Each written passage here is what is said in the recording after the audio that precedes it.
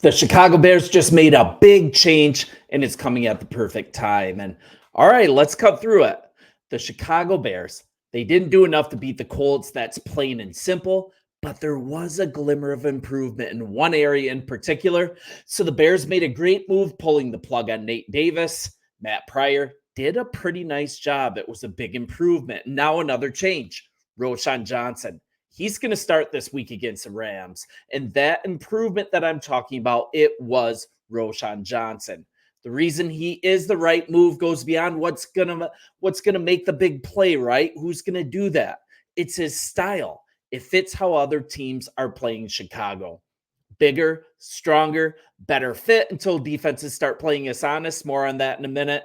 Last drive against Indy, rushes at 12 and 9 yards, box lightened. Caleb starts to hit some deep passes. So in short, the way Indy played us defensively, it was literally impossible to run the ball effectively, no matter who your linemen are. Roshan fits what the Bears need to counteract this perfectly. And the power rushing game, that's just what's needed.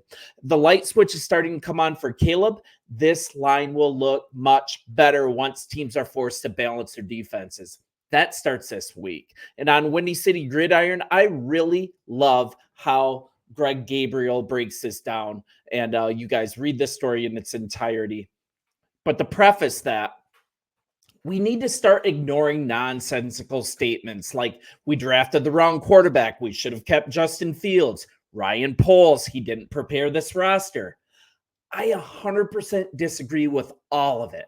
And also, stop with the offense being broken and the scheme being terrible. Granted, Waldron will adjust, and yes, he has made some mistakes. But the question I want to help answer through the words of Greg Gabriel is this.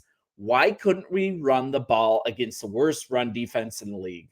I mean, it's not all offensive line play.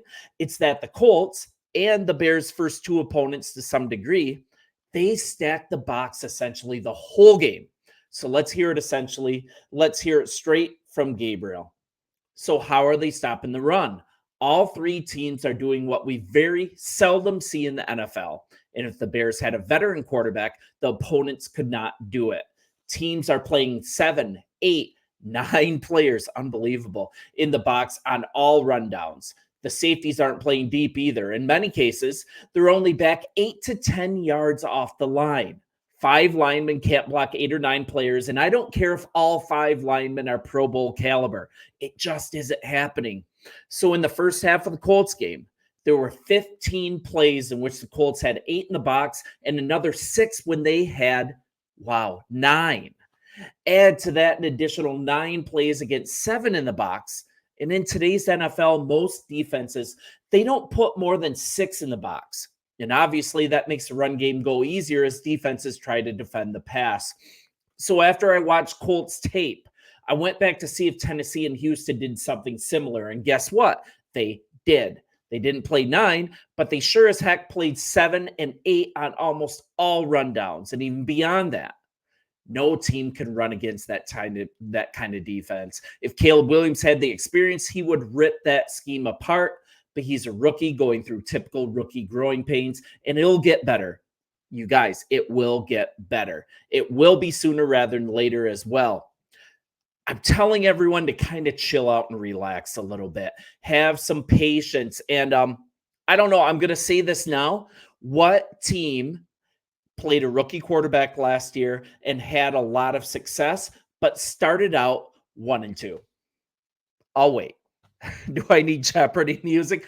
That team was the Houston Texans. So I'm just saying, if we can get this solved, if we can get this right, playing Roshan Johnson and doing the power running game until defenses start to play our offense, honestly, you guys, we're going to be completely fine. Come out of this game 2-2. I'm going to close down this window here. Come out of this game 2-2, and yeah, we're going to be just fine.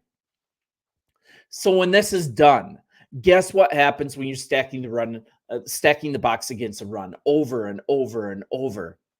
A lot of 3rd and long situations. Then you just send the farm on 3rd downs. You get all this pressure. You see these failures of the offensive line. But we saw something in the second half against Indy. Caleb, he looked like a light actually flipped on. He started throwing with more anticipation. He started to find gaps to throw the ball into as the box was still crowded. He even threw it deep to Odunze multiple times with 8 and 7 in the box. So Caleb is starting to figure this out.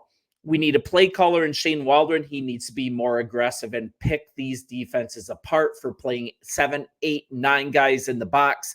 Teach them a lesson. Things loosen up and we're going to be fine.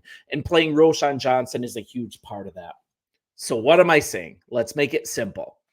Caleb's coming into his own, and if the Rams, if they try this stuff, he's more than ready to make him pay. He's starting to show signs of that.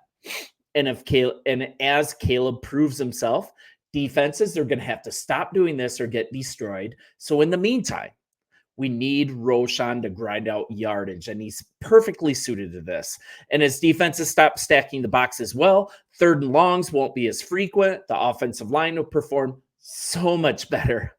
And you're actually going to see DeAndre Swift starting to get involved successfully.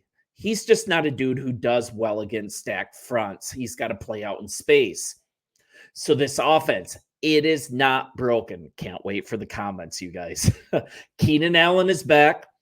This is a team that's starting slow, and it's with a rookie quarterback faced with teams that are taking advantage of this inexperience. We are fine. Nothing's broken. Win tomorrow, all is well. And I'm just going to close with a little food for thought, you guys. I'm going to be covering tomorrow some of the things on Shane Waldron. He just recently had a team meeting led by Mercedes Lewis. I'm going to get into that tomorrow, but we're looking at a situation that this is still going to be a great season. This offensive line has been going up against 7, 8, 9 stacked fronts, playing against the run. And Caleb Williams just hasn't been able to take advantage of it. We've had a play caller that hasn't been calling the right plays. He hasn't had the right personnel. Hello, Carter on the end of the line on a goal line situation, trying to block a defensive end. That's never going to work. Some of these things have got to get dialed in. I'm not giving Shane Waldron a free pass, and I'm also not giving the offensive line a free pass. But you guys, we have the personnel to do this successfully. We're looking at Coleman Shelton. He was never the guy that was brought onto this team to be our starting center. The guy that was supposed to be our starting center is Ryan Bates, and he's sitting on IR. He's coming back within the next couple weeks. Ryan Bates comes back. He takes over this center situation. We've got Pryor filling the right guard spot. I